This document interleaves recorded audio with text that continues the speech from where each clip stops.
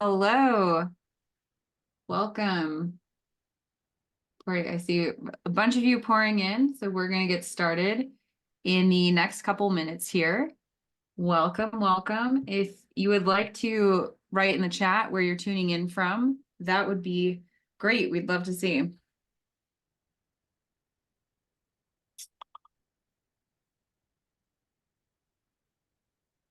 Chicago, nice.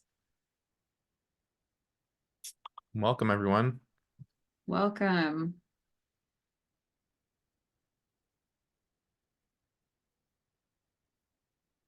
Ton of people joining. We'll wait until it slows down a little bit. We've got, over 100 already in, and imagine we'll keep getting more. We're excited to show you how to build some AIs today, some AI applications. This is Luis. Luis, Hey, you can everyone. introduce yourself. Yeah, hello, I'm Luis. I'm a product manager here. I'm on the founding team, and I'm excited to show you all how to build AI applications today. And I'm Liz, head of marketing. So if you found an invite somewhere, I probably put it there.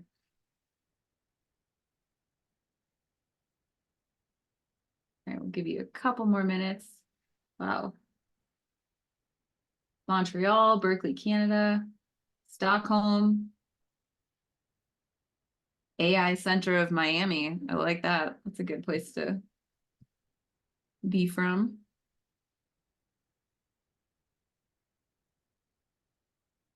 Patagonia.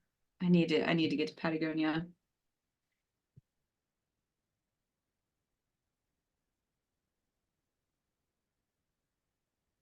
All right. I think you're good to go, Luis, whenever you're ready. All right, thanks, Liz. One thing before we begin is we do have a Q&A feature. So as we go through our presentation here, feel free to leave any questions inside of the Q&A, and we've allotted some time for us to go through these questions. The chat can get a little bit speedy, and so you don't want your question to get missed. So please make sure you use the Q&A feature rather than the chat for any questions related to the presentation. Okay, let's go ahead and get started. Welcome, everyone. In this presentation, we're going to be talking about how to build AI applications, specifically using Mind Studio. My name's Luis. I am a lead product manager here, and I'm on the founding team here at Mind Studio. And I'm very excited to show you how to get started building your very own AI applications. So let's go ahead and get started. The first thing that you need to know is that you are not the first people here. There have been over 17,000 AI-powered applications that have been deployed. These AI-powered applications have been deployed across large enterprises, across government institutions, small businesses, and then folks have launched these AI applications for their own personal use as well. And these AI applications range from a variety of use cases, including use cases in sales, marketing, finance, customer service. And if you'd like to look at a full list, feel free to browse our site for all of the different use cases that we've observed people creating with Mind Studio. So as we begin to talk about building AI-powered apps in Mind Studio, we need to first discuss what an AI-powered application is. And when you think about an AI-powered application, it's actually very similar to any sort of mobile application that you've seen and that you've used before. In this case, these are web applications, but they work just in the same way that a mobile application does. Only in this case, you can distribute them everywhere. You can share them via a link. You can embed them in a website. You can launch these web applications tie them to the real world via a QR code. Add them to your mobile app screen. You can publish them in app stores via a wrapper. And then you can also run these AI applications headless via an API to use the AI-powered application sort of as a backend service.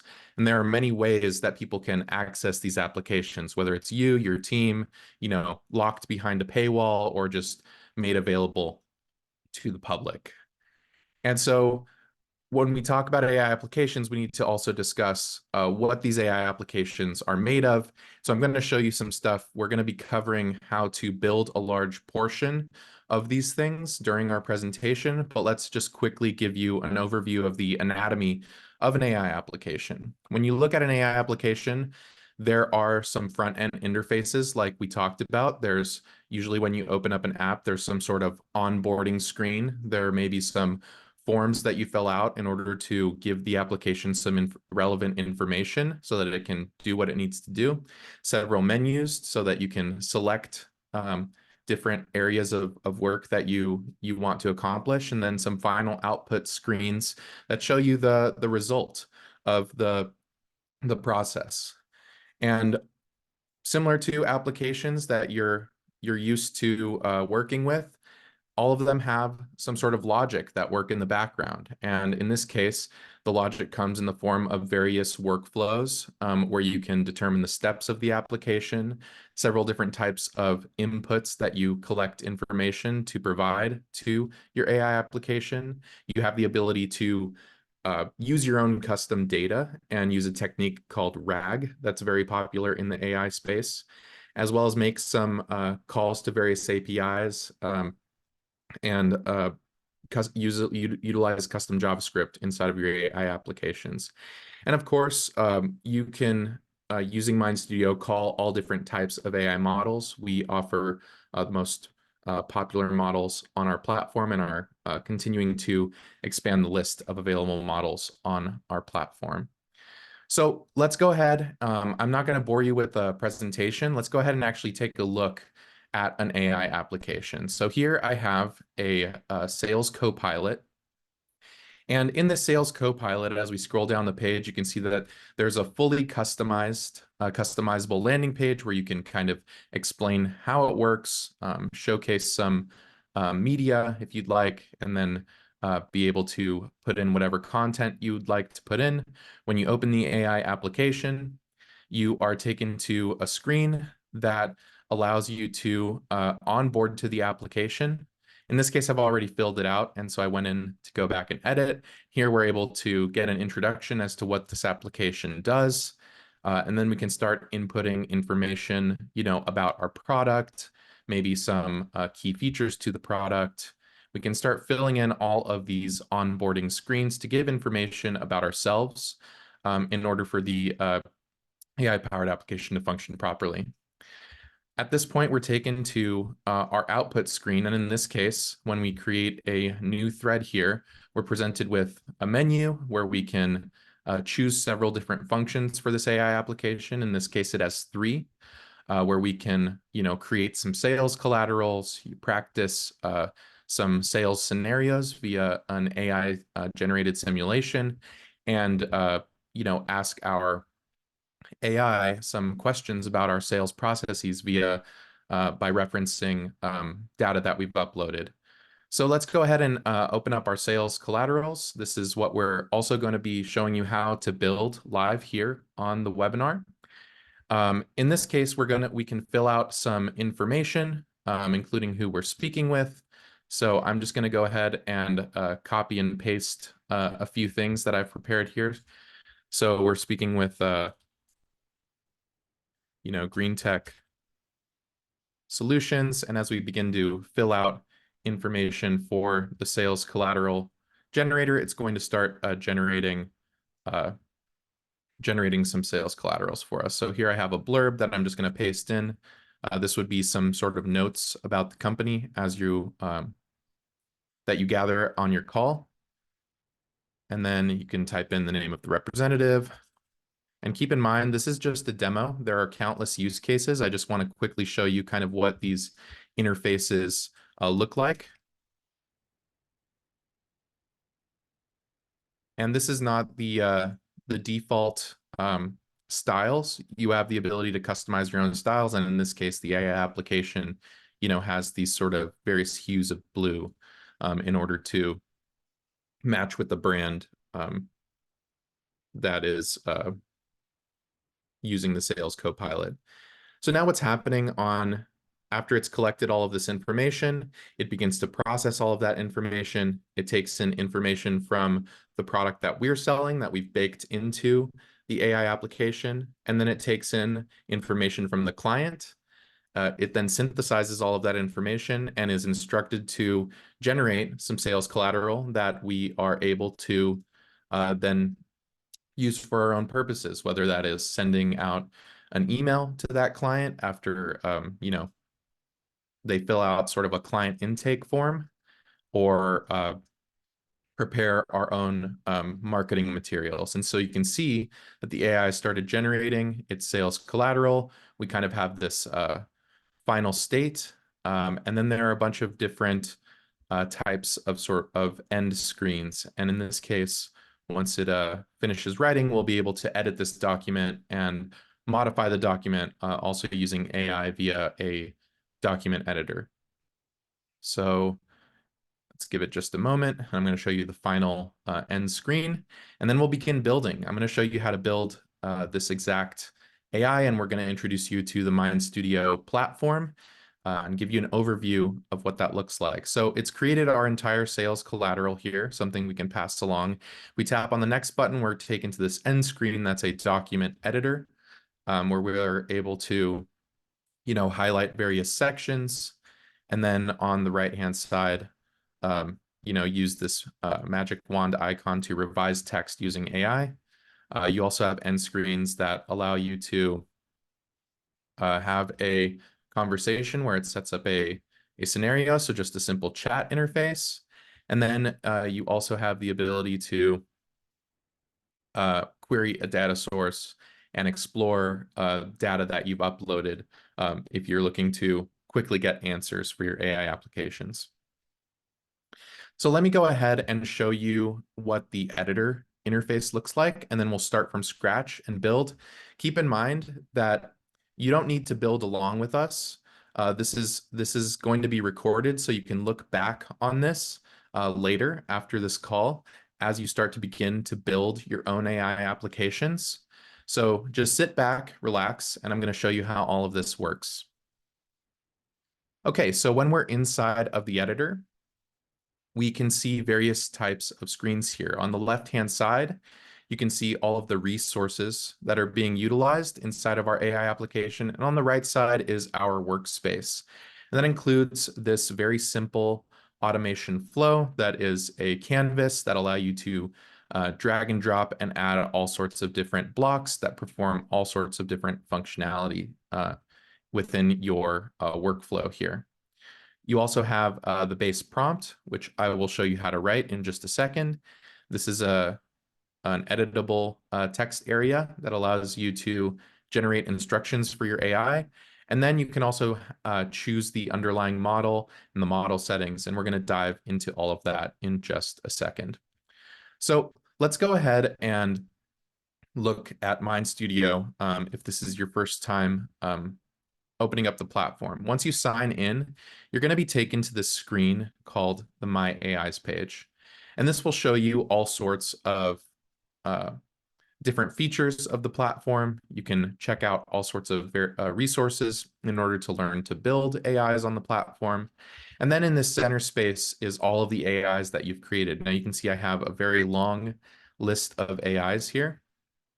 But most likely when you first join, in fact, when you first join, there will be nothing here, but you will see a new AI button. And so when you go ahead and tap on that new AI button, it will start a new project for you. And this new AI will allow you to generate the prompt via AI, or it'll allow you to start from a blank project.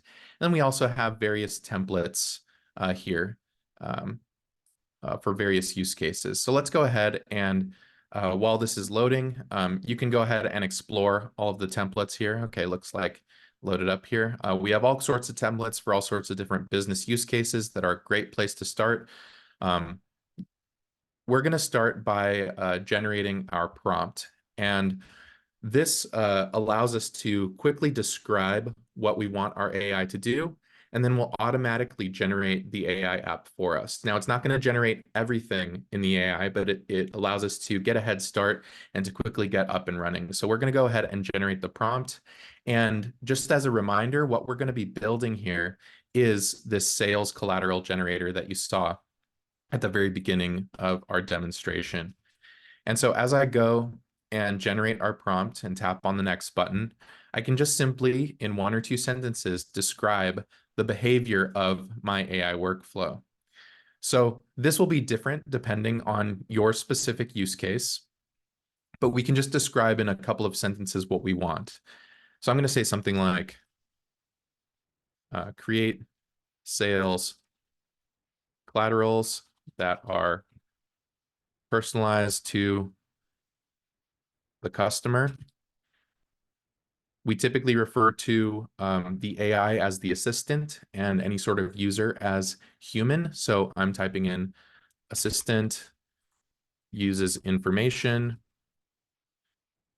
about humans, product, to showcase the benefits of the product to the customer. And then we'll say something like human will provide information about the customer. So as we start to think through our AI build, let's take a quick step back for a second. We want to generate sales collaterals, and we're going to provide information about our company, and we're going to provide information about the client that we're speaking to. And so that's what I'm summarizing here in just a couple of sentences. And we want the AI to generate the sales collaterals that are personalized for that customer. So now that we've written our prompt generator, let's go ahead and generate the prompt. And you can see we're now taken to the AI editor. Based off of the description, we are now using AI to write our instructions. This is what we call the system prompt. And this is just a very simple set of instructions that frames the AI itself. We're going to be building out all of the additional workflows in just a second while this writes the main prompt here. And just as a reminder, we have all of our resources in our Explorer here on the left-hand side. So these are all of the workflows that we're building, the user inputs that we want to collect, like our product information and our client information. We have the ability to upload custom data sources and utilize RAG, although on this call, we're not necessarily going to be covering this, but I am going to do a quick overview at the end of this. And then you have the ability to expand the capabilities of your AIs via custom JavaScript functions that JavaScript developers build and that you are able to use without any code. So we won't really be covering data sources and functions in depth in this webinar, but I will be giving sort of a high-level overview after we build the sales collateral generator. And again, the intention is just to show you these interfaces, show you how you can utilize the editor to build your own AI applications, and hopefully by the end of this, you'll be able to build your own AI application for your own use case. So after the prompt is generated, we'll also be able to dive into our model settings to determine our underlying model. Mind Studio supports all different kinds of models here. So you can see that we offer models from OpenAI, from Mixtral, from Meta, from Google, from Anthropic. And so you can sort of pick and choose the model that you'd like to use for your specific use case. And then you'll also be able to choose the right model for specific tasks inside of our automation workflow, which we'll dive into a second. For most cases, GPT 3.5 Turbo should suffice. And so we're going to keep this as our base model. You can also adjust the things like the temperature, which is the amount of predictability in its responses. And you can also adjust the max response size. So in this case, maybe I'll change this to 2000 so that it will write a bit more in its responses. Let's go ahead and dive into automations here. This is where you're going to be doing most of the work in your AI build. So when we look at an automation canvas, there are you'll notice two blocks here. And in every automation workflow, there is the start block that initializes the AI workflow. And then there is the terminator block, which is the end screen that you saw in our previous example here. So this is the terminator workflow. Now, in between, there's this plus button. And keep in mind that in this canvas, you can scroll left, you can scroll up and down, and you also have the ability, if you ever get lost and don't see anything on the screen, to tap on this home button to bring you back and center everything for you. We can also zoom in and zoom out on this canvas. Now, between the start and the end block, you will start to notice this plus button. And this allows us to add all kinds of different blocks to our automation canvas.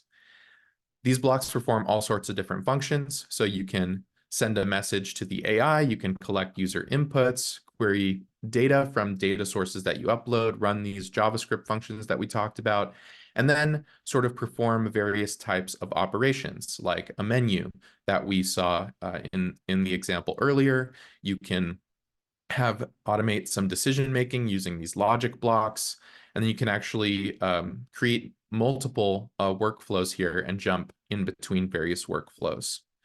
So as we start to build our our sales collateral generator, we need to think through all of the parts of our application. So we want to provide the AI with information about our product, and we want to provide the AI with information about the client that we spoke to. And the way that we're going to do this is by collecting a user input. So we now have a user input block here.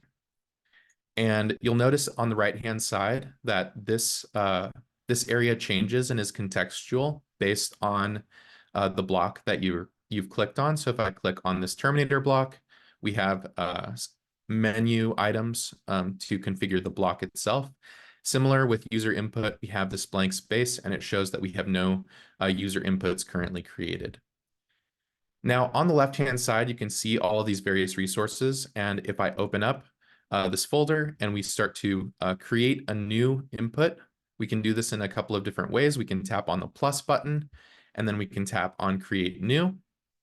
And you'll notice that on the left-hand side, a new input has been created in our user inputs folder here. Now I'm going to be collecting information about our product, and I'm going to be collecting information about our client here. And so maybe I will start with information about our product. Previously, let me take a step back. You'll notice that there are several different types of inputs, and you'll see a preview of those inputs on the right-hand side. So in this case, we have a long text input. You have the ability to do things like multiple choice questions or ratings. And in this case, I'm just going to upload a file just for the sake of time that includes all of the information about our product. I've prepared a document, and that document contains in various kinds of information about our product.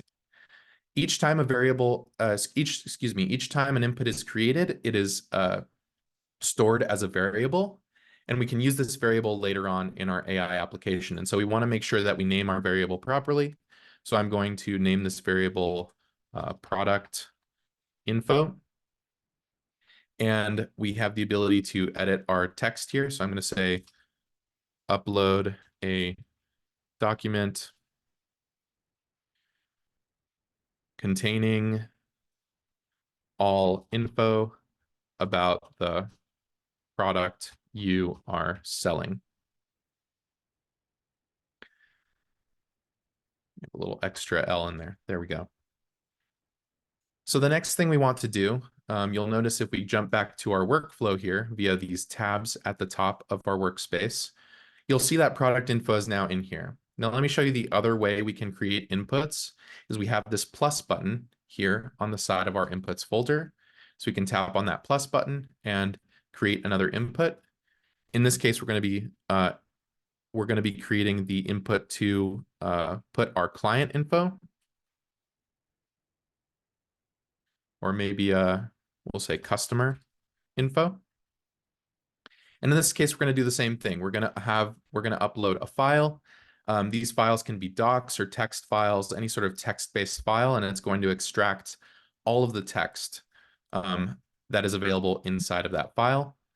And so I'm just going to quickly label this. I'm going to say upload a doc containing all info about the new client. And then inside of our main workflow, because we created it as just a resource, we actually have to add it into our user input block here. So let's go ahead and add customer info. Perfect. And great. So now we're collecting all of the data required in order to generate this sales collateral. So what I'm going to do now is we want to actually generate the sales collateral. And to do that, we need a couple of different steps. First, we need the AI to maybe process the information and come up with some potential pain points that we want to answer. And then we want to actually have it write out the sales collateral for us. So whenever we want to interact with the AI on behalf of the user, we use this send message block.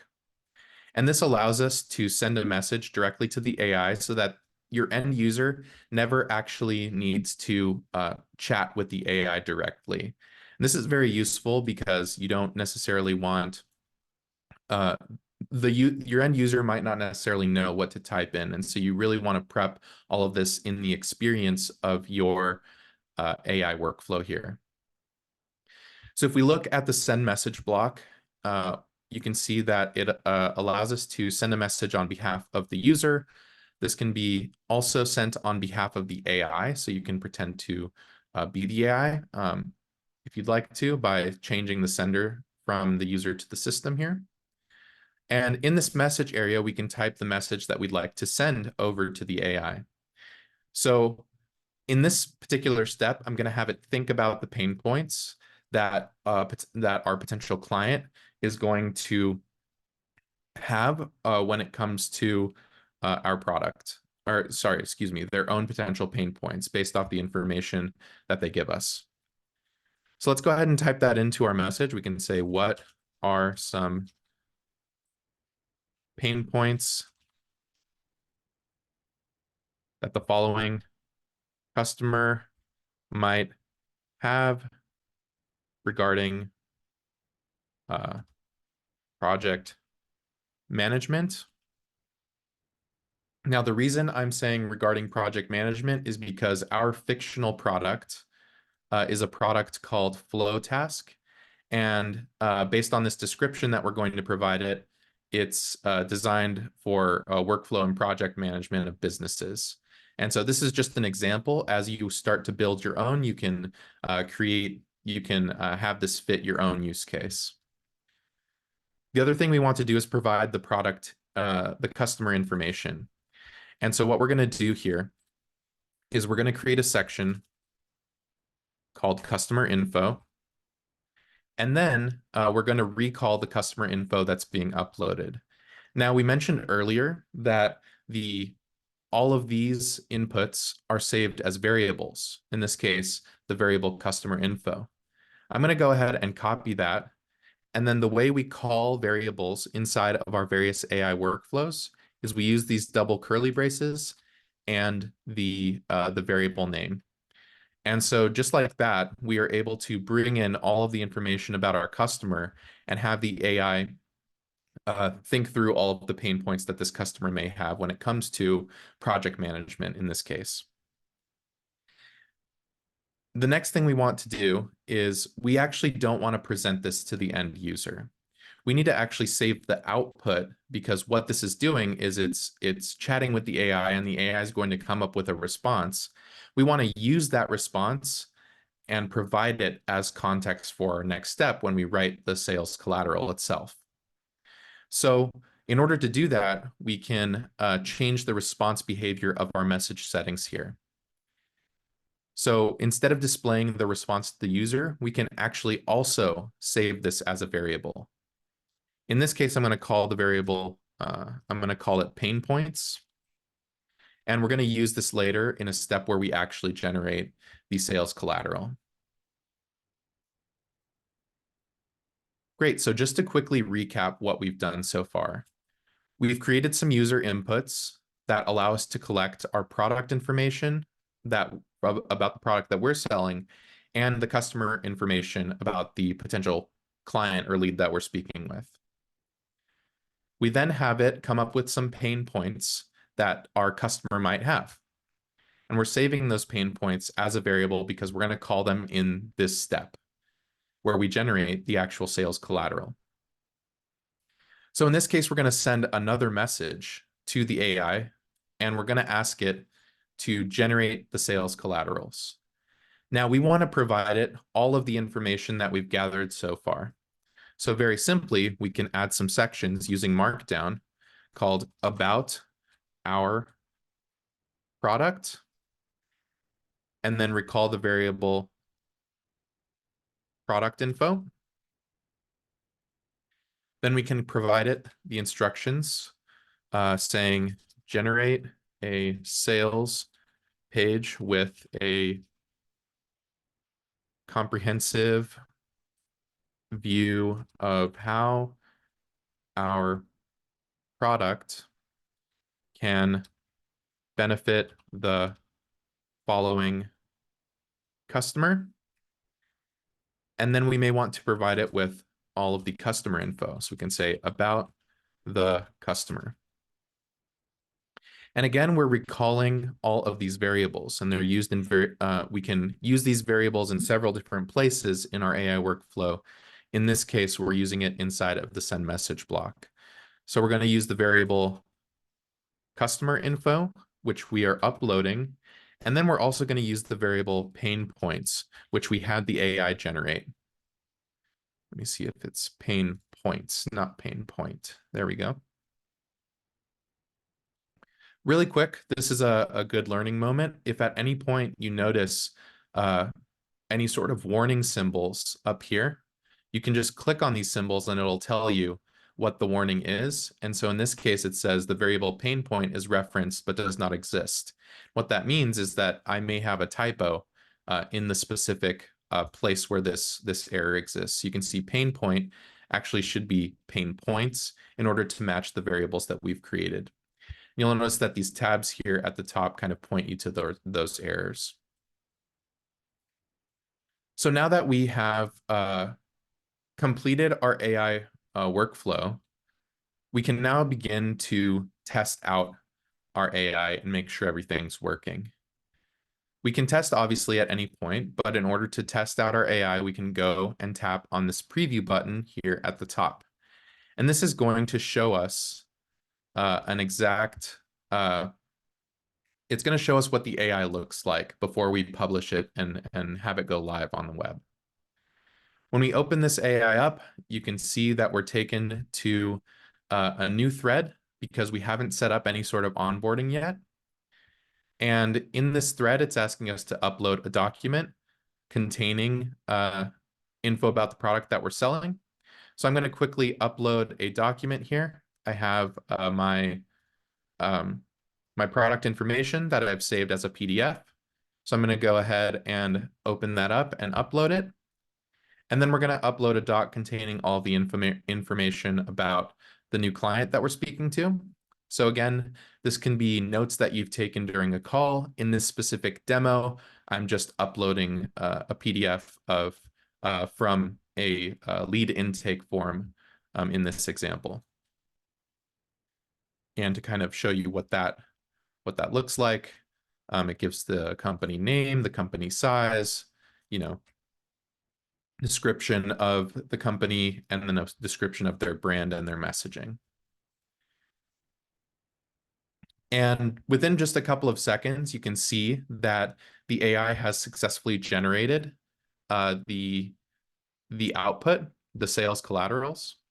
And you can also see on the right-hand side all of the variables, all the information tied to the variables. So if we zoom into this screen here, you can see all of these variables, and in this case, they are runtime variables. They're happening while this workflow is taking place. So we have the customer info. We can see all of the pain points that the AI generated on its own. We can see info about the product.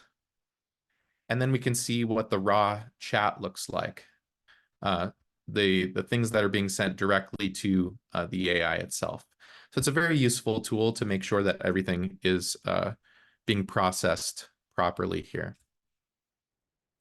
And so just like that, within just a few minutes, we've built out our very first AI application. It's working. We've tested it. What we can do at this point is we need to prep our AI for publishing. We need to finalize our project. So you'll notice that when we first opened up our AI, we kind of had this blank landing page, and we may want to prepare all of the metadata for when we're getting ready to share our AI here. We can configure all of this inside of the folder that we call the root config file here. We just tap on the name of the AI, which is programmatically generated, and we can even rename it if we want to. So I can say something like sales collateral generator. We can give it a short description, make personalized sales collaterals. And you can see the preview of the landing page being generated here on the right-hand side. So as we go through all of these settings here, you'll notice several different places where you can begin to add your own branding and your own styles to this page. In our global settings, we'll talk about this in just a second after we publish, because we may want to edit this. But we have the ability to add those onboarding screens that we talked about earlier. And then if you have multiple workflows, you can also determine the very first workflow that we end up building here. That we end up using when we open up the AI application, excuse me. We also have the ability to upload our own icons and media, so preview videos, sharing images, things like that, and then generate all of the content for our landing pages. Or if you don't want a landing page and you want to just go directly into the AI experience, you can simply disable this page. We also have the ability for Pro and business tier users to have custom branding and to remove, basically whitelist the AI, so remove all of the UAI branding. And we can choose our own custom styles here, including the background color, text color, button color, etc. I'm not going to spend time styling this, but you get the picture. So we go into access settings. You can choose the visibility of your AI, so whether this is publicly viewable by other people on the Mind Studio platform. And then you can also decide to allow folks to remix the AI application to improve on things that you've built. So for now, I'm going to make this not public, and I am going to allow for remixing because I want people to build something even better than I've built. For folks on premium tiers, you also have the ability to password protect your AIs. So folks can only access the AI if they enter a password. And then we'll show you this in just a second, but you have the ability to embed AIs on your website. You can charge a monthly subscription to use your AIs, and then you can also enable API access, which allows you to use this AI as a backend service. And I'm going to show you an example of what that looks like in just a second. Then, of course, you have all of this billing information below to upgrade to various premium tiers. This is likely going to change in the next few weeks, so I'm not going to dive into this section as of now. So we've got our details all set. We've uploaded, if we were to build this out fully, we would have uploaded some icons, some landing page content, and we would have styled the whole thing. So now when we publish this AI, we now have a link that we are easily able to share with everyone. So I'm going to go ahead and you can copy this link, paste it in various places. We can start new threads where we can, again, go through the same process that we went through previously. So uploading a document for our product information, and then uploading a document with our new customer information, and then have it generate all of the sales collateral for us. So you can see here, it's generating all of the sales collaterals based on the information we provided it.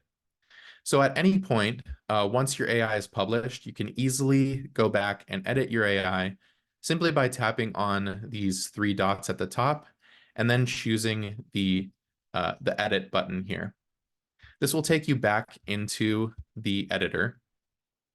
It might take a second to load up. Once you're back in the editor, you can make all the edits that you need, and when you're ready to publish your AI again, you simply tap on the publish button here at the top right, and then the new version of your AI is live. So I noticed a couple of things that I'd like to improve in this current build. The first thing that you may have noticed, if we go ahead and open up the published version of our AI, is that it's asking us to upload a document containing information about the product that we're selling. Really, this should be information that the AI already has stored. And so what we want to do is we actually want to move this to an onboarding screen so that this can be a global value that is always present as we start to open up new threads in our AI workflow. We should never have to upload this document more than once unless we are making edits to that document. So let's go ahead and do that. So instead of having the product info be inside of our initial user input, what we can do is add this to an onboarding workflow.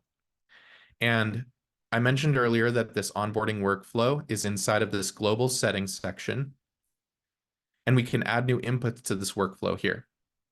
So in this case, I'm going to add our product info. And what this does is it allows us to upload this the very first time we use the application while we're getting onboarded to the application. And then we can always go back and change that. But when we start new threads, we don't have to upload that document or fill out that information every single time we want to generate sales collaterals. So now we have our product info. The other thing we might want to do in this onboarding section is create a display to welcome people to our new AI application. So one of the input types is actually a display type, and this doesn't collect any information, but just displays some content to our users. So when I display, I can just call this intro or something like that, and I can say, welcome to the sales collateral generator. We can give it some body text.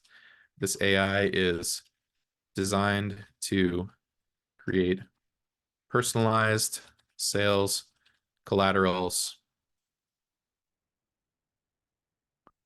for every lead you speak with. We can even upload a feature image if we'd like to. So I'm going to go ahead and just upload an image here. So you have the ability to present this any sort of content that you'd like to the user. And then jumping back into our onboarding flow, I'm going to also just add this intro to the beginning of our onboarding flow. You'll notice these appear in the order that they're presented in. And so we want to make sure this intro is at the beginning. We can simply click and drag this to the top, and it will be presented first in our onboarding flow. So we have our onboarding flow all finished up. I've made edits to my AI application. Now I can go ahead and publish my AI application by tapping on that publish button. And now you'll notice that the first thing we see is not the main workspace. It's this onboarding flow that we've created here. So here we have welcome to the sales collateral generator. Please upload a document about our product. And now we are in our main workspace. And when we create new workflows, it shouldn't. Oh, actually, I forgot to take this out of our main flow here, or of our user input. So we can remove inputs from our workflow here simply by tapping on the minus button. We go ahead and publish that again.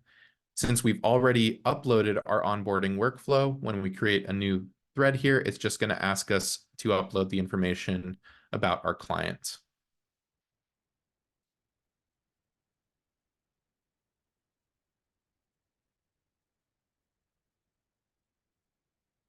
Let me close out of these couple of tabs here.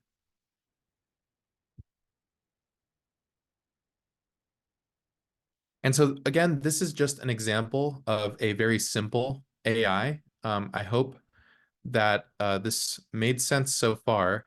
I think now might be a good time to take a look at some Q&A, and then we're going to go ahead and I'm going to give you a just a high-level overview of some of these custom functions, how to use data sources, and then I'm going to give you a preview of things that you might be able to build once you start to utilize features like this API feature that is available.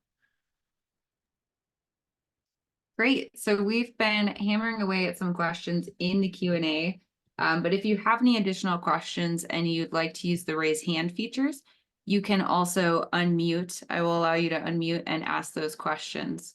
So we'll wait to see if there are some rolling in. Here's a good question. Could you train the AI and how to speak? For example, upload all of your customer service responses from a CRM system. Yes, we are able to connect via API, either using custom functions or via integration tools like Zapier, which allow you to pull in information from all sorts of places. I'm actually going to demo something similar in a second.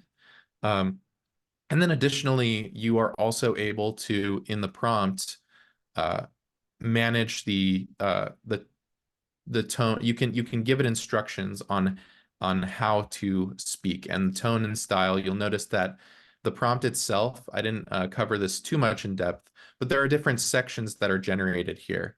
So you can create various sections with Markdown that speak to various instructions on the AI's responses. And so you see here we have instructions on the output and the tone and style and the way that we want the response formatted. So you can include all of that information inside of your prompt. And then you can also bring in that information via some sort of third-party CRM if you'd like to. Great. Great question. When you upload the product doc as global settings, can that still be a variable? Yeah, great question. So I guess I didn't explain this properly, but the variable is stored in the global settings. It's known in the global settings, when you add inputs into an onboarding flow, it is still stored as a variable and is able to be recalled. We call this a global variable.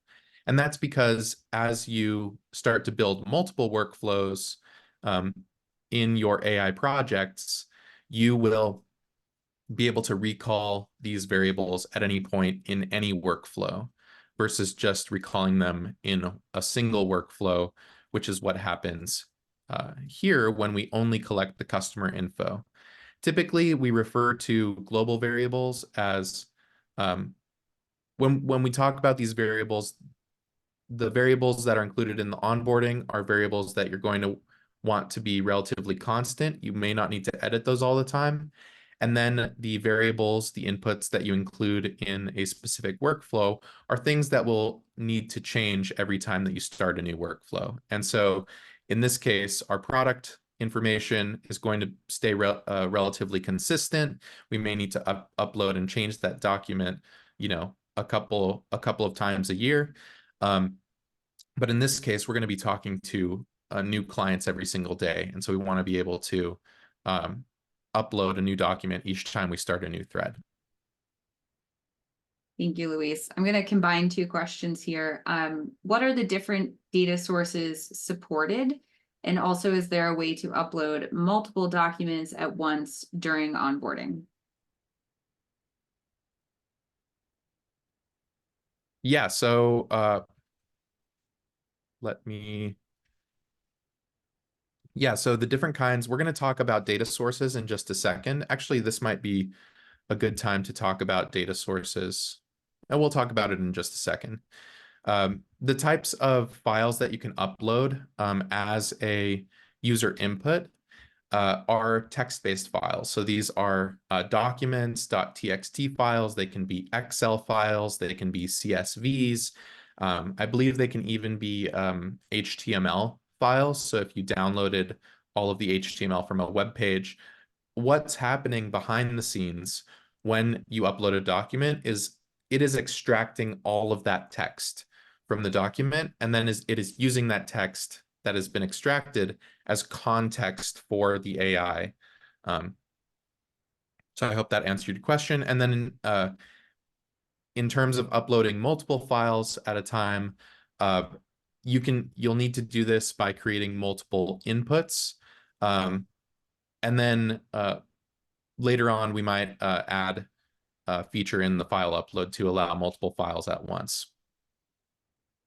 Okay, we've got two more questions. Can we use different models to query the same prompt and merge and compare the answers to create a final answer? Yes, absolutely. So one thing I did not cover, and I maybe should have covered, is the fact that in addition to this underlying model, you have the ability to use different kinds of models based on the task that you have in your automation workflow. So let's take a look at that. Inside of the send message block, you'll notice that each send message block also has its very own model settings. And so we can inherit the settings from the underlying model, or inside of model settings, we can actually choose a specific model. So in this case, maybe I want the pain points to inherit the GPT 3.5 Turbo, but maybe when generating the sales collateral itself, I may want to utilize a premium model like GPT-4 or Gemini. And I can do that and change the model temperature and change the response size, just like I would in the underlying settings. But now we have multiple models performing various tasks in our AI workflow. Great. We'll do one more for now, and then we'll get back to questions later. Is it possible to build Chrome extensions with Mind Studio? Yes, absolutely. We're going to talk about that in just a second. But at a very high level, you would use this API access, which will provide you with an AI ID and an API key. And then you can use that API access in order to use the AI workflow as a backend service for whatever sort of extension that you're looking to build. So yes, 100%. Okay, this feels like a good place to continue demonstrating some of the additional capabilities of Mind Studio. One of the things that we didn't get a chance to talk about is data sources. And so we're going to talk about data sources, we're going to talk about functions, and then we're also going to talk about embedding these AIs and the API access. And I'll be mostly going to be demoing things. We're not going to build live, but I do want to explain how each of these features work inside of the editor.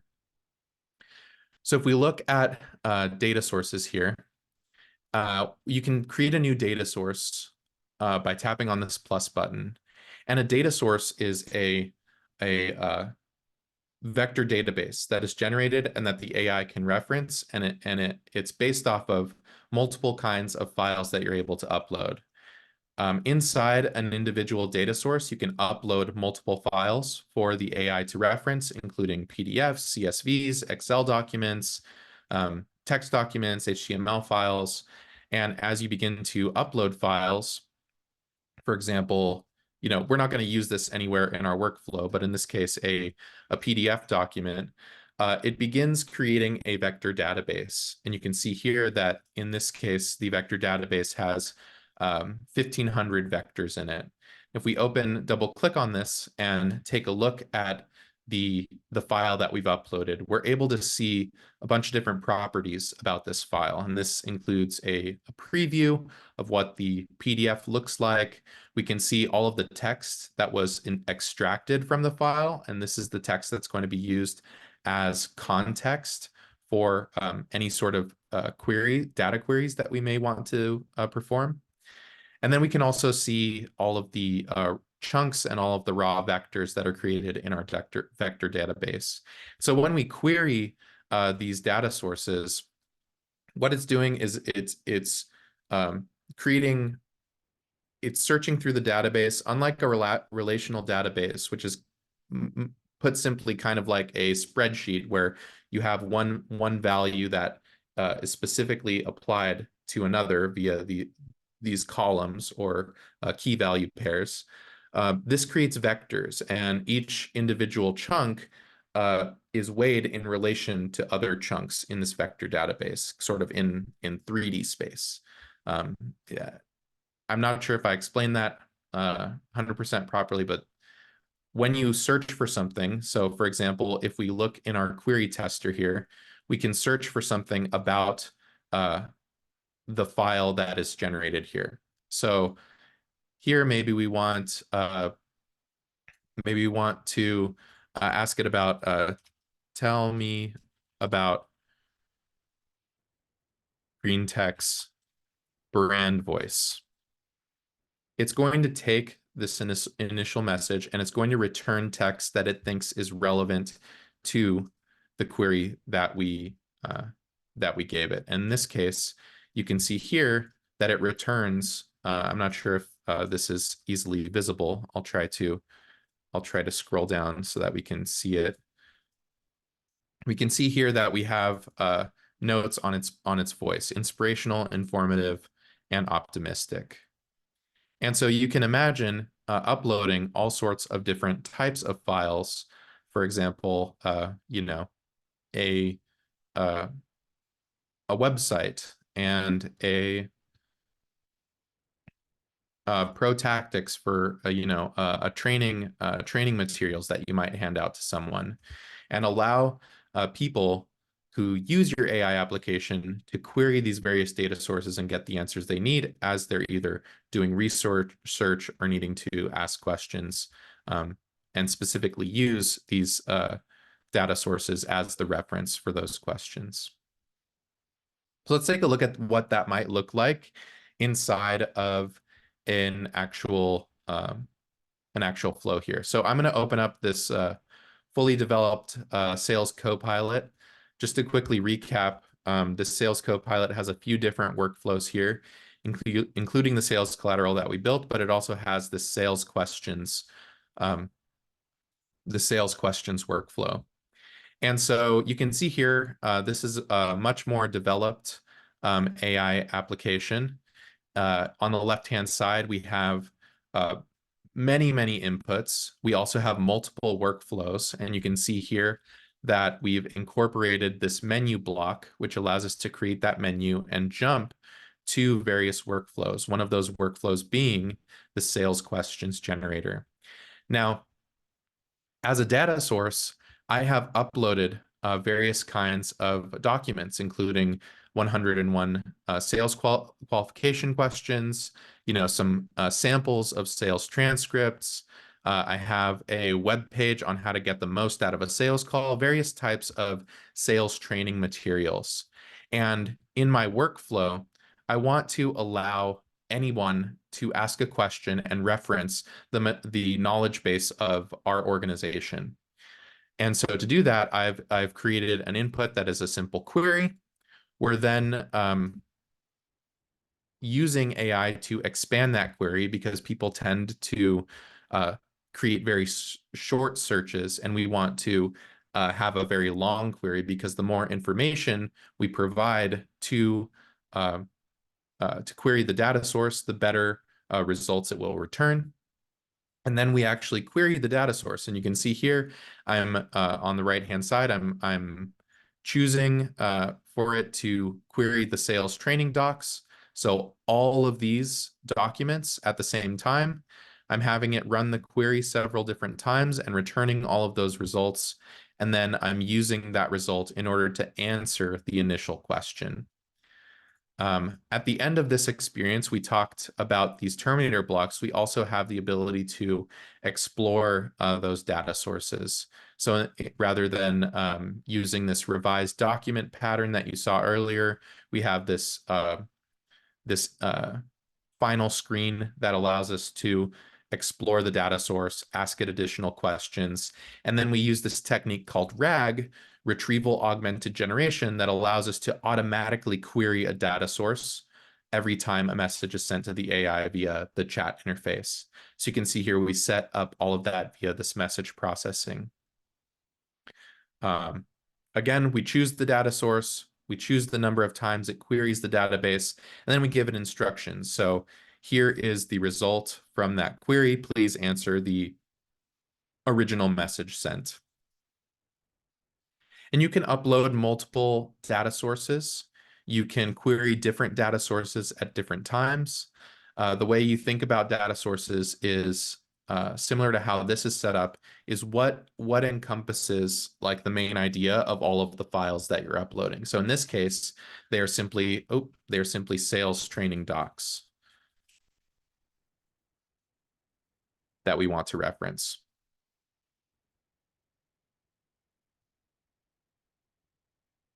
And this enables you to do all sorts of different things with your AI applications. And they're really great for research. And again, like if you have a knowledge base, you can use your knowledge base as a data source and bring that information in via API, which we'll talk about in just a second. So the other thing I quickly want to touch upon is custom functions. And custom functions, if we go back to the sales collateral generator that we created earlier, custom functions allow us to expand the capabilities of our AI by performing JavaScript in the background. And we can add a custom function by, just adding a function block here anywhere in the workflow. And then you'll notice that we have a block that says run function. We can then browse all sorts of different functions, and you see here that it connects to all sorts of different services like Airtable and image generation tools, YouTube and Google searches,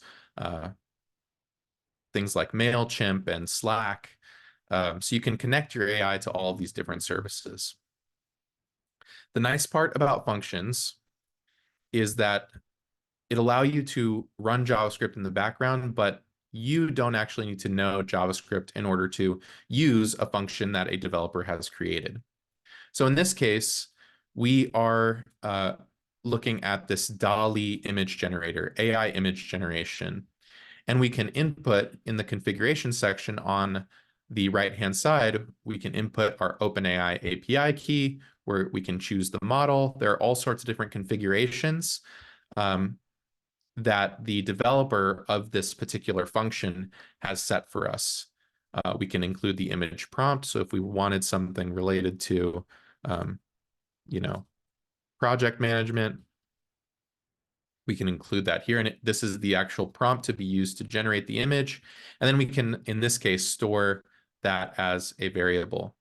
So the interface itself does not require code, but in order to generate new functions, it does need to be created by a JavaScript developer. And they can easily create all sorts of different functions just using plain vanilla JavaScript. So you can see here that all of the code required to make this function work properly is accessible. You can change any line of code that you'd like to change.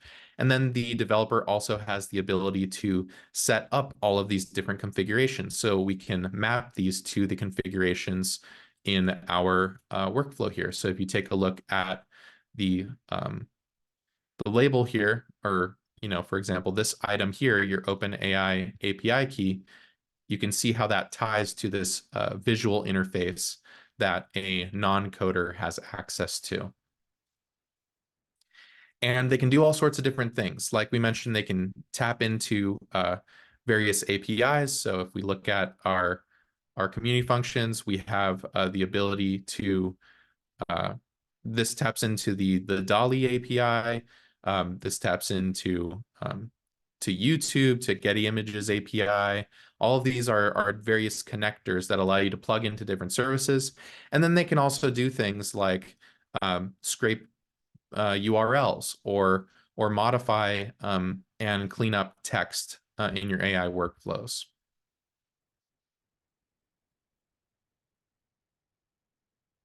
The last portion of Mind Studio that I'd like to show you on this call as a preview, actually, there are a couple of other things. You have the ability to easily embed your AI applications inside of, sorry, give me one moment. I'm just going to sign into my Webflow account.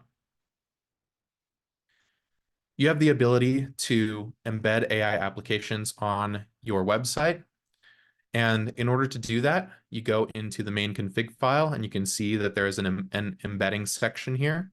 When we enable embedding for our AI applications, we're given an embed code that we can easily copy and paste into our web pages. So you'll see here, I already have an embed here. I'm going to go ahead and delete it. On most website builders, it'll allow you to drag and drop a type of block, they call it, on most website builders. And in this case, you want to look for an embed block. You drag it into whatever section, and then you get this area that allows you to incorporate custom embed code. And that custom embed code is provided here. So we can copy that embed code, we can paste it in, we can save and close it. And then when we go ahead and publish our AI application, hold on, give me one moment. This is a previous embed, so we haven't quite published it yet. When we publish our AI application, we can then reload this page here, and it will load up our AI application here for us to easily use. We'll also need to account for sizing on our pages. So for example, this AI application looks a bit small inside of our window.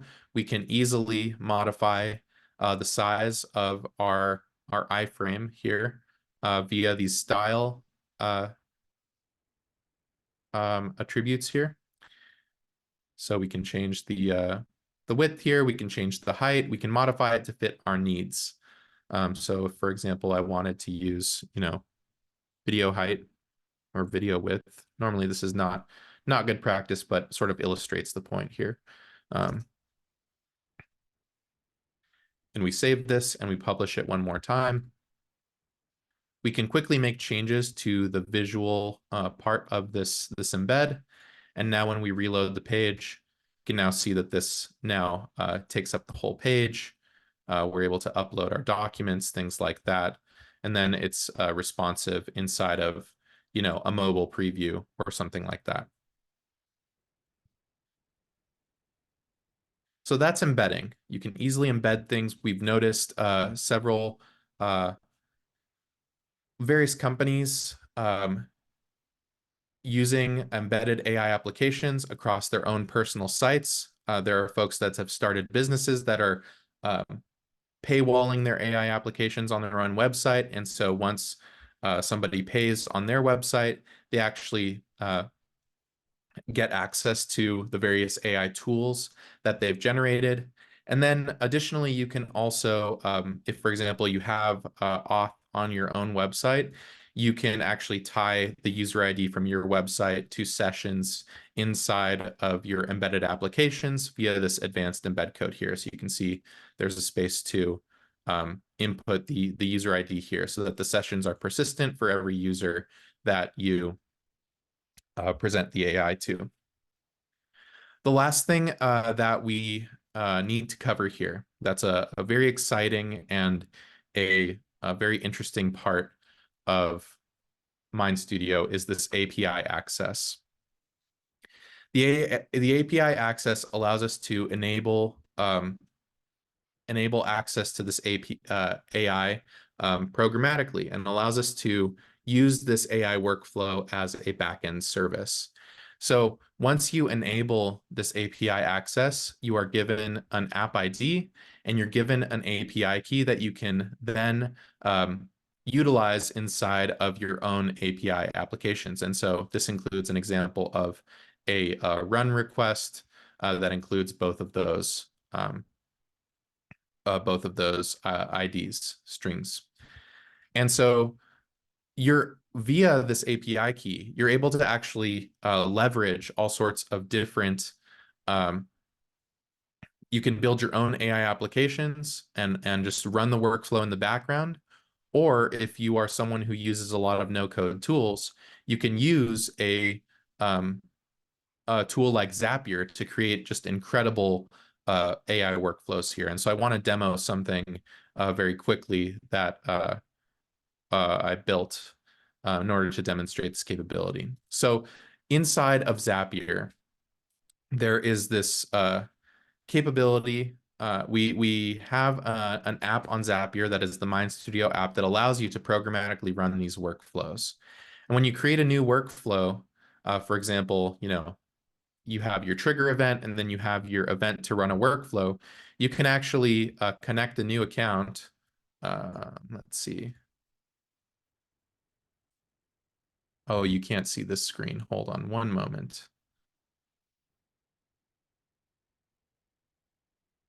One moment. Let me do a new share here. You get this pop-up screen that then asks you for the app ID and the API key.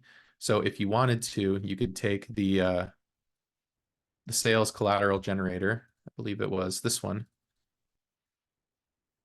And then inside, you can paste the app ID, you can paste the API key, and then you can begin using Mind Studio inside of your Zapier workflows here. Let me switch back to our main screen here. So let me give you an example of what this looks like. So forget all of this, the Mind Studio build stuff for just a second. When we think about a business use case, we are, and in particular with our sales collateral generator, what we're trying to do is automate processes and to make processes easier so that it involves less overall work for all of the various members of our teams. And so thinking through that process, a new client who you're going to be speaking with might fill out on your website a client intake form where they might put in their company name.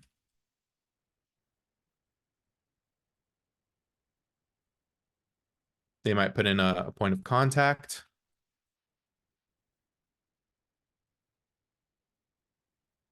And their email.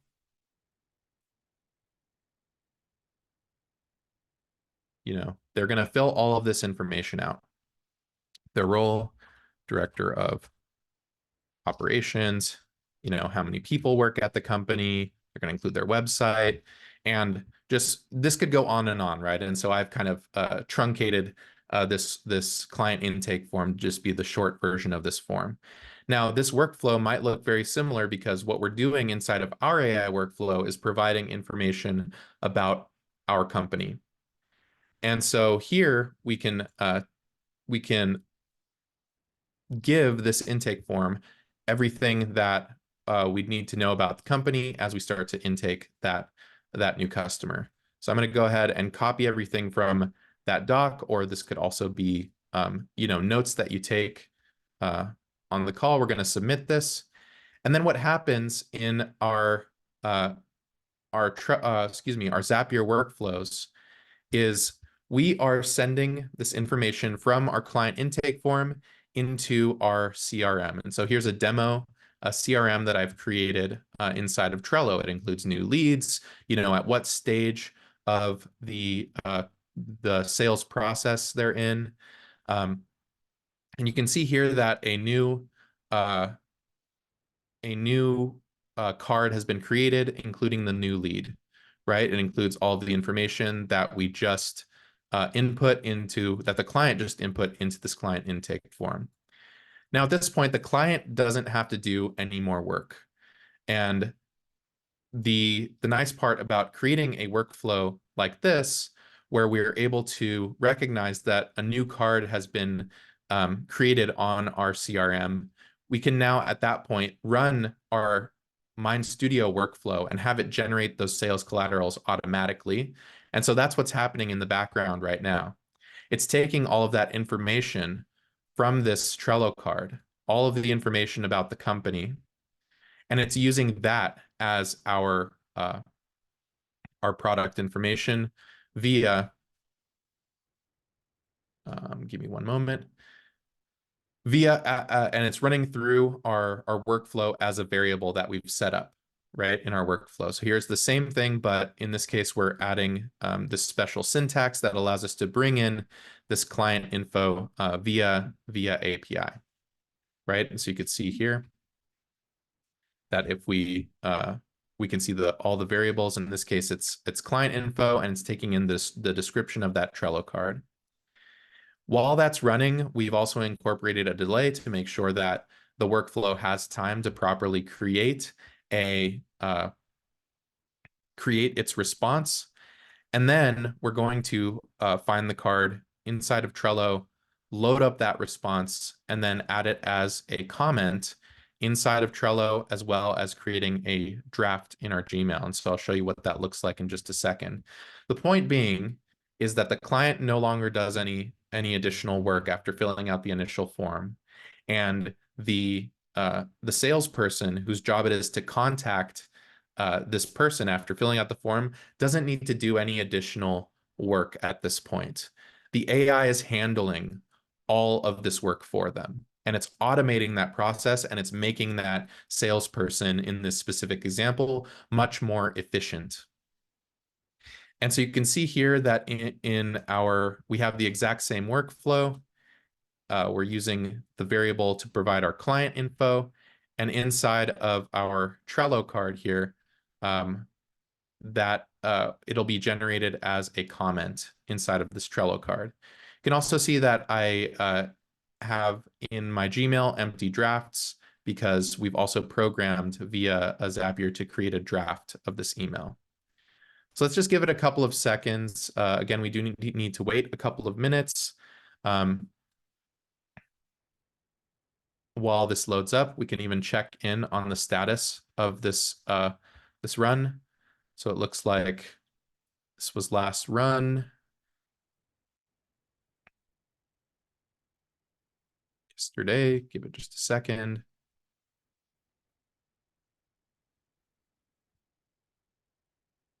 I'm going to go into Zapier here. And so you can imagine creating all different kinds of flows that connect to all different kinds of services. So for example, if we look at all the apps available on Zapier, just by creating a new Zap here, you're able to see all the different kinds of triggers. You can connect to MailChimp, you can connect to Google Contacts, you can connect to Slack and create apps for Slack, interactions for Slack, all different kinds of services. If I look at Zapier, I believe they have over 6,000 different connections. Oops, let's see here. Zapier apps. See all integrations. Almost 7,000 different services that you can now connect to and leverage Mind Studio AI workflows in. So you can imagine creating something where you send a message to Slack, and that message is processed, and content is generated. That content is then sent over to MailChimp to be created as an email draft that is now sent to various types of people. Just as like looking at these for 2 seconds, you can see how all of these things can now become seamlessly tied together by leveraging the power of Zapier and Mind Studio together to create one giant automated workflow. So let's quickly take a look back at our CRM. You can now see that in the background, our card is now filled in with a comment, but we didn't create that comment. The AI created that comment.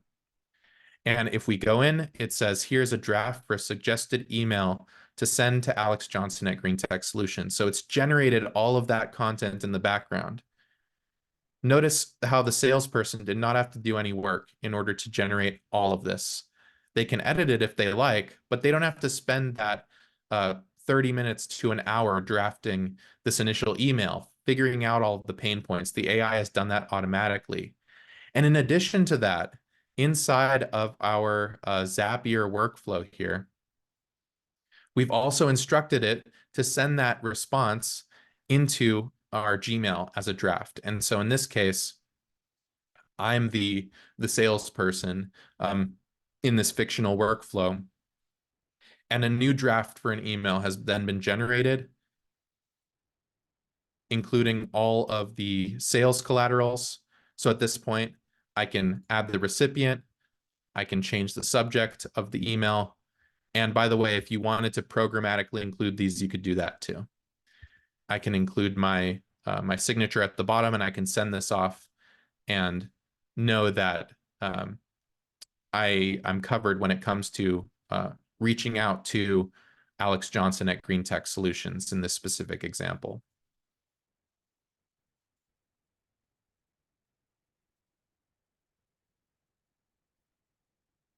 So I do want to open up the floor. We're going to open up the floor, and we've allotted a half an hour to kind of bring people up to the stage to ask specific questions.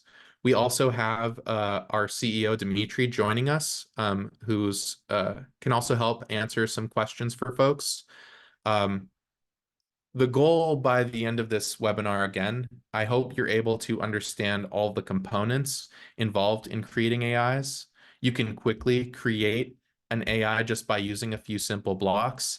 And then notice how we can go much, much deeper and tap into all sorts of different services in order to create all sorts of automations that make us more efficient, that make all of your teams more efficient. So thanks so much. We're going to open the floor now for questions, and please chat with us, raise your hand. Great. As Louise mentioned, you can use that raise hand function and I will make it so that you can speak. You can also continue to use the Q&A, so we'll make sure to get everyone's questions. Cedric, I see you have your hands raised, so I'm going to allow to talk, and you should be able to unmute yourself and chat with us. Hey, how's it going? Can you hear me?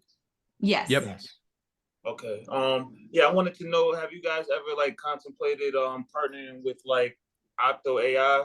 I know I like what you guys are doing. I think Mind Studio is official. You guys are like at the forefront of the, the no code way. But I see what Octo AI is doing, and I see that Mind Studio, is model agnostic, and you guys have like a collaborative spirit. I think like, you guys working with Octo AI would be like a good addition to the platform. So have you guys like explored that? Yeah, look, we are exploring lots of different partnerships and are forming those already.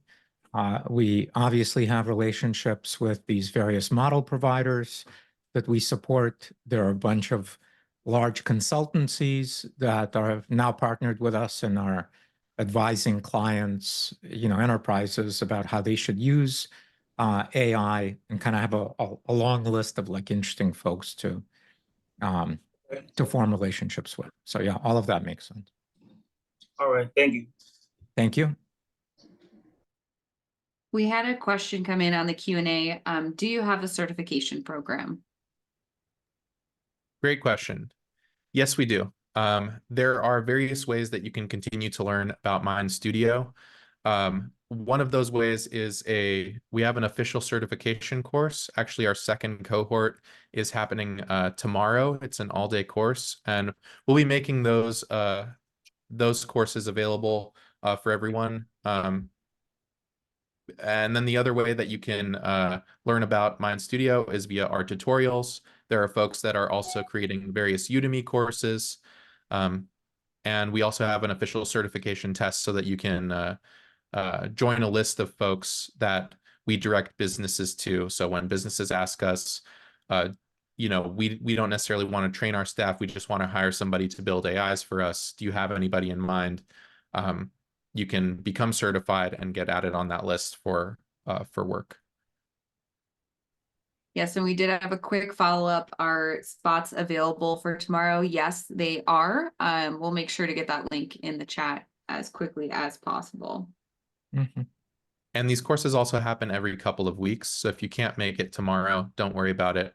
It will be available shortly after that. And we will also be publishing the recording of this video, right? So for those of you that are like, oh, I wish I would have, taken notes or whatever, you'll get a chance to rewatch this and feel free and share it with, with the world. So we want more people to see it. Great. GW, I see you have your hand raised, so I am allowing you to talk. Feel free to unmute and ask your question. Hey guys, this is my second um, try to listen to Luis, and you're doing a lot better, this time. Thank you, and good to see Dimitri too. My quick question is, 01, those, the open model from China through Hugging Face. Do you have plan to integrate that? Thank you. Yeah, so we are working on figuring out what's the best approach to adding more models. It's really straightforward for us to add models. Picking which ones is sort of a question mark at this time. You can also call models via our run function block. So you can sort of connect to any model you want through their APIs and do it that way in the meantime, meaning there are enterprises out there that are running their own private clouds or running inference on presence, in their facilities. And so this is the approach that they would take to be able to connect to their private clouds, private models, is to use that now. So we'll continue to expand those default where you can just choose them capabilities. But at the same time, we might just open that up to a community of developers to show up and expand that and sort of implement all the models from Hugging Face, however many there are now, thousands. Great. We have a question. I am running an AI awareness workshop for SME owners, and I would like to use Mind Studio to show them an example of a simple workflow. What's the best way to do this? Does your free version allow me to build the workflow and share it with them? This is actually a question we get a lot. So Dimitri, what would you say is the best process to teach others how to use Mind Studio? Yeah, as long as you yourself are, paid attention in this tutorial and played around with others. If you feel confident to be able to show people how to use it, then you can use the free tier. The free tier, I think, depends on how long your training is and what parts of the capabilities you want to train. If you want to teach them generally how to build an AI without using, for example, data sources or not today, your people on the free tier, your users would have to log into UAI. So as long as like these kinds of things aren't restrictive, you can find them on our pricing sheet. Then feel free and use the free model. Or if you want to use features obviously that require payments, then you'd need to pay. With regards to governance, are there dashboards to trace the model's decision points? Sorry, could you repeat that? Yes. With regards to governance, are there dashboards to trace the model's decision points? I think that could mean a number of things, but the answer is generally no, meaning you can see the model responses in your multi-step workflows, and so you can use those obviously, but to sort of dive deeper into the model itself and get it to see how it responds, that's the black box of models. But again, that's really not a question of Mind Studio. Yeah, I do want to quickly add to that is that you do have access to a debugger. which does allow you to take a look at all messages sent and all outputs sent through any AI workflow that you create. Mhm. So yeah, the other thing that I don't think you showed, or I may have missed it, but the logging capability. So you can, I know there was a question about it, right. but Mhm. you can record on the premium tier. This is on the $99 tier. You can choose to log basically the operation of the AI as people engage with it. You can see how they answer, various prompts that are presented to them, these user inputs, and how the model responds, and all of that. So you can get that kind of data. They'll be shown a little alert saying that this is being recorded, that this is being logged, but you can do that. Mhm. I think this is an important question to reiterate. We have a couple questions about, can I string multiple workflows together, and how can workflows interact with each other?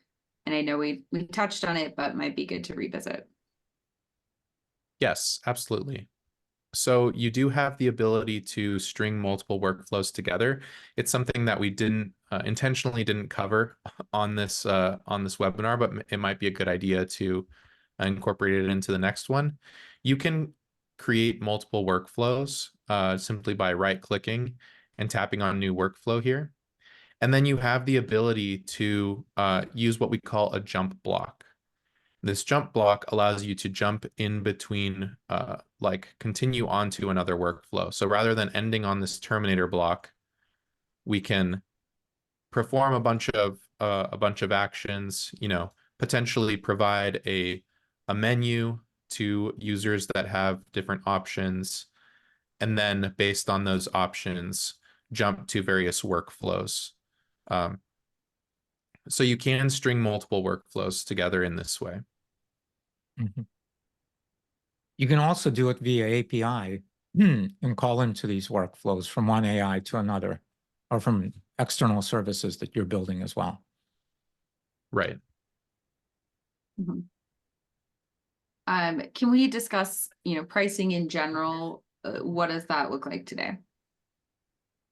Yeah, so it looks like something today, but we're actually working and are going to be revising prices and sort of the pricing model as a whole in a couple of weeks. So it's basically going to be a per seat pricing model where you'll still have a free tier. And then depending on how many users you have in your organization that are using this, there'll be a per seat price. If you're just a solopreneur doing this, then obviously you would pay for one seat. And then it's also going to include metering. So depending on how much data you're using, you're storing and retrieving using our vector database, using this retrieval augmented generation, depending on how many tokens you're using up, your AI is using up in calling various models, you'll get billed metered rates for those. So really, really simple. Today, it's sort of like a web hosting model where you've got a free tier you can build, people can use it. The people that use it in the free tier are required to be logged into Mind Studio. So like you can't use it to put that on your website because you don't want people visiting your website to have to log into Mind Studio. But if you want to eliminate that and you want to be able to embed it, get better analytics, etc., you'd pay either $23 a month or $99 a month. But again, that is changing in a couple of weeks, so just heads up on that. Mhm. Can you use voice input? Yes, you can, because all of your devices now have dictation. I know that's not what you were looking for, but that's a form of voice input. And so you can talk to it. Today, we don't have a user input type that's a voice input, but certainly don't be surprised to see that in some near future. And of course, again, for those of you that are a bit more technical or want to use Zapier, you could absolutely create that because you could use Zapier to get the voice input piece and then pass it to a Mind Studio AI. Problem solved, probably take you 30 minutes to an hour. That's if you're just starting out. If you know what you're doing, probably take you 10 minutes. Can Mind Studio replace, can it substitute AI writing and content repurposing platforms such as repurpose.io, copy.ai, and other co-pilots, as well as numerous GPTs? And can someone new to this make an AI app here? Yeah, so the answer to all of the list of prior is yes. Companies are doing that now, that are ripping out sort of instances of Copy AI and Jasper, Writer, Midjourney that their employees had access to over the last year, and are simply replacing them with custom-built Mind Studio AIs that also call image generation, but do that all as backends, so that their users don't have to have like all these accounts and copy and paste stuff between these different services that, not very efficient. So yes, absolutely, that's the right way of thinking about. If you're already using these services, there's no need for you to continue to use them. Simply replace them with custom-built Mind Studio AIs that do the same stuff and hopefully even better. And I think your second question was, can someone that's just starting build this? Yes, I think in this class, great job, Luis. Hopefully you guys learned a lot on how to build these. We have a bunch more tutorials that are available on YouTube. We have these classes that we teach. The next certification class, if you really want to jump in, is an 8-hour class, a full-day class that goes tomorrow.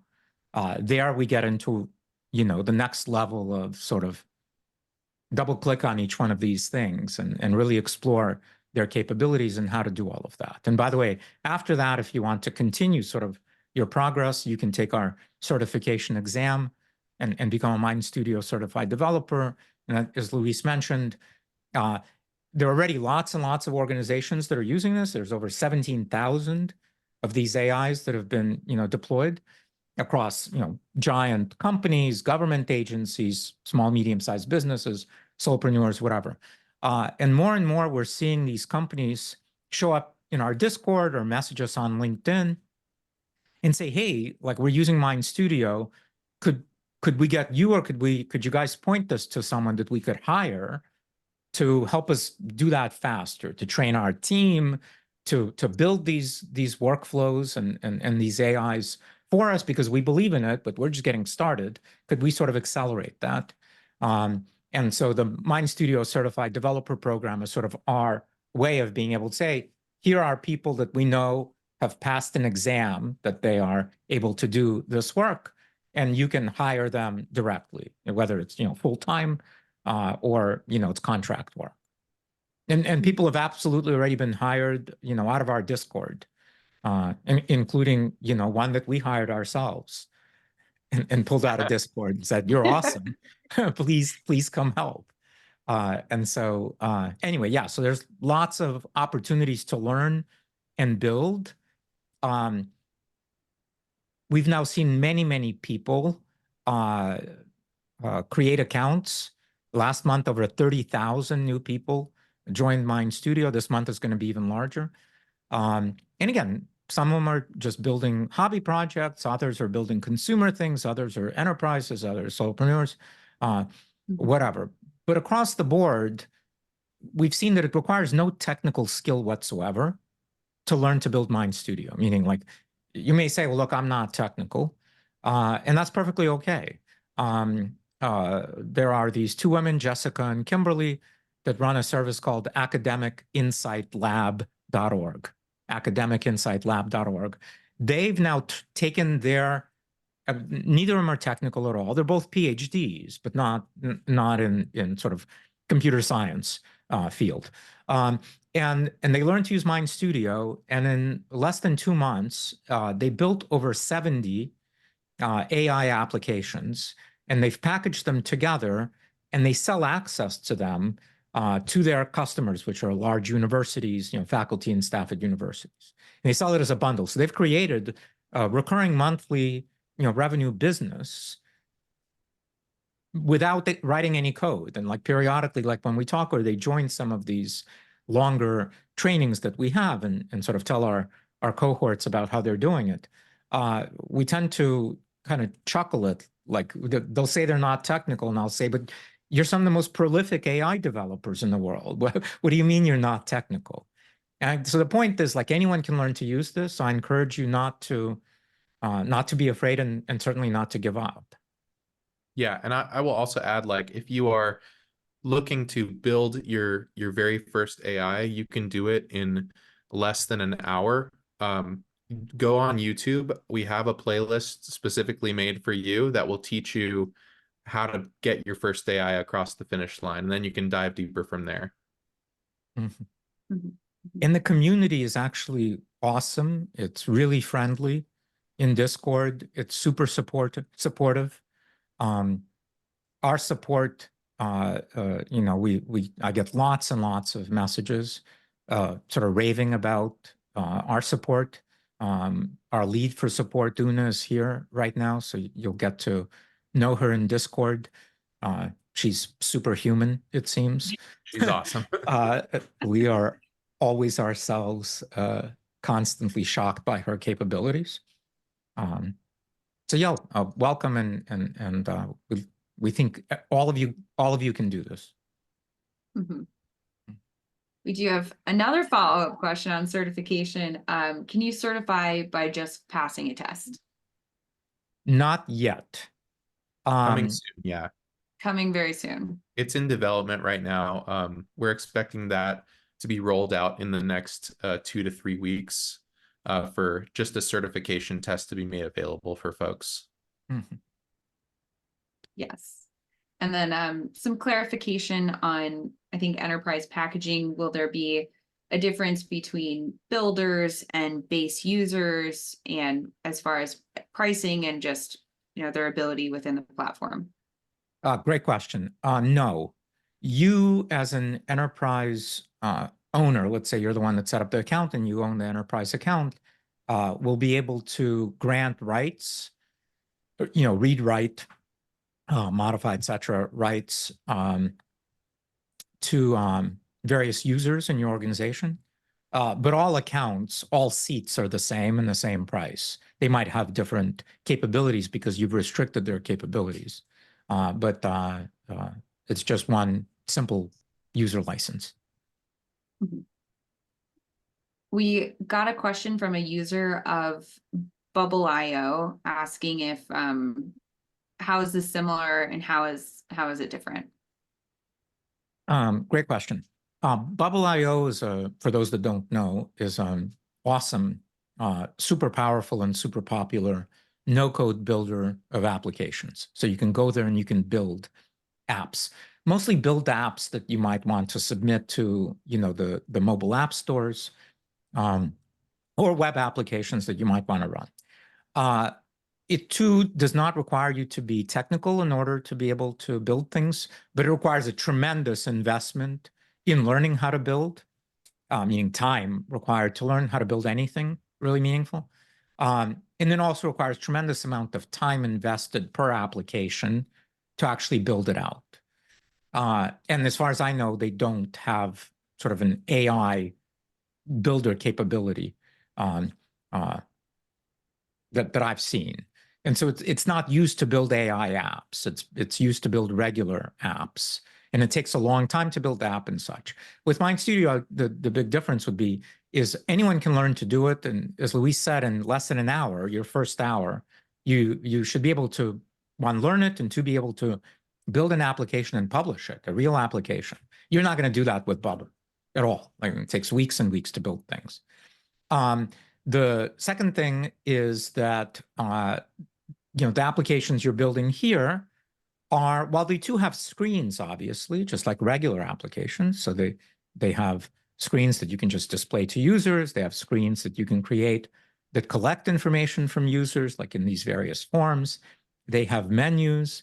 And when you publish them, they're actually published as a web application. They're just a web app that you can use anywhere. You can actually bookmark them on your home screen and use them as regular apps on your mobile phone, completely bypassing any of those things. And so that's similar, but you can build those in 15 minutes, not weeks. And behind the scenes, they're all using AI. And so you can do like all of this amazing stuff that you can do with AI. So just like, I think both are like really powerful platforms. They're used for very different purposes. You can integrate them together, meaning if you're already an advanced Bubble.io user, you can now start to create Mind Studio AIs and call them from Bubble as via API and use Mind Studio's backends to add intelligence to Bubble. But yeah, they're just used for different purposes primarily. Mm-hmm. Another large company, enterprise company, a question from a user who wants to build applications for as an employee knowledge base and wanted to ensure that the AI workflows would only use the knowledge base, and can it be restricted to their data alone and their knowledge and not anything else? Yes. You simply need to instruct the AI when you're building it to only use this and not use anything else. Yeah. And then, by the way, if you wanted to, you can then take that output and then validate it again, make sure that it's sort of there. So you can do all kinds of sort of redundancy and things like that. Mm-hmm. I think final question that's coming in is, what are some of the top use cases that you're seeing for companies? Mm-hmm. On our homepage, there's a little multi-tab interface that shows some of the areas that we've seen AIs being created in. I think those are, quite representative of kind of how people are using it. But again, there's over 17,000 of these things out there now. So we can't sort of actually keep track of all the stuff. So every day sort of seeing new approaches and new use cases, but I think that list is probably the list you're looking for. We see a lot of, if I was to say like where it tends to start and then kind of how it tends to spread. I mean, again, sort of all over the place. Sometimes it's the IT person that finds us. Sometimes it's the sales manager or the HR person or the project managers. We've kind of seen a bunch of people first discover Mind Studio and then they start playing around with it in their organization, and they create something. They're like, look how cool this is. And they show it to their coworkers and they're like, what, you just created this? Yeah. Oh, wow. We should learn this too. And so it spreads like that. Where people get really excited, of course, is, sales. Why? Because, everybody wants their company to make more money. Number one, most important thing, make more money. Great. How do you make more money? You get better at sales. You get better at lead development. You get better at lead qualification. You get better at training your sales reps. You get better at objection handling for each unique use case. You get better at automating sales collateral generation, follow-up, CRM, like countless things that you can do now that like radically transform the operations of a sales team, of a sales organization.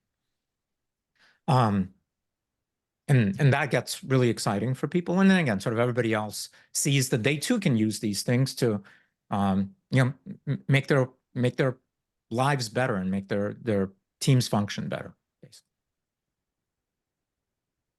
We do have a lot of questions asking for examples of how to use specific features, like can you show me how to use Google search and can you show me how to scrape the web?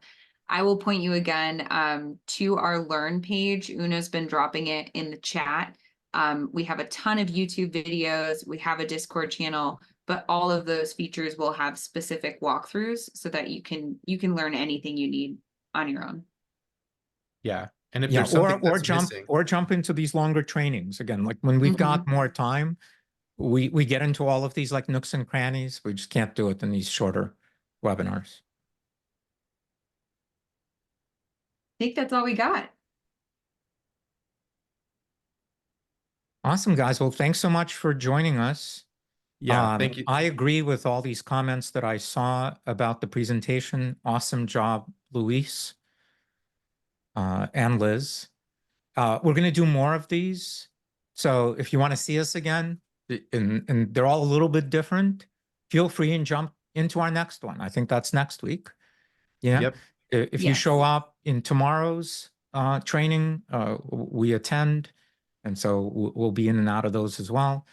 Find us on LinkedIn, meaning us individually here, and feel free and connect with us. We're happy to help. Please join our Discord As I said, it's a really friendly community. That's the best place, I think, to learn. And also, there are companies showing up looking for people to help them do it. And so if you want to do that kind of work, there's a real need for that. So please come and help us. If you'd like to, if some of you are content creators and you know, you make videos, tutorials, anything like that, we'd love your help in doing that. There are already a bunch of people doing it. We'd love more. And so please reach out to us and let us know, and we can help you sort of get that done. A bunch of people have approached us about doing trainings in their companies, inside the organization. So if you're part of a larger organization, again, please contact us and we can give private training to your organization and keep it there. If you'd like to become a trainer, we need more of you again. So like learn to use Mind Studio and show up and give Luis a run for his money. Because not only is Luis training here, Luis is also running the product team and the engineering team and a bunch of other stuff around here. And the faster we can get him out of training people that some of you can take over, the more productive we can be as a company. Thank you.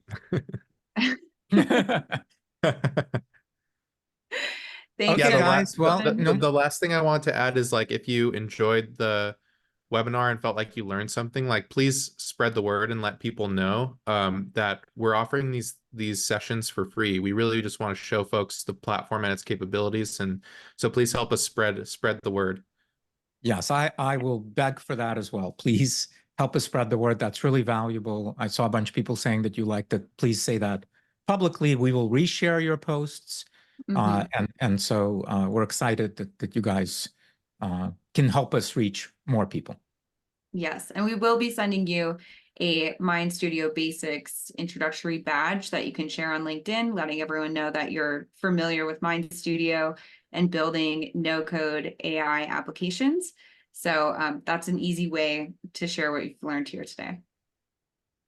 And this recording. Yes, Una, we will also be sharing the recording. Great. All right, guys. Thank you, Thanks so much. everyone. Thanks, everyone. Appreciate your time.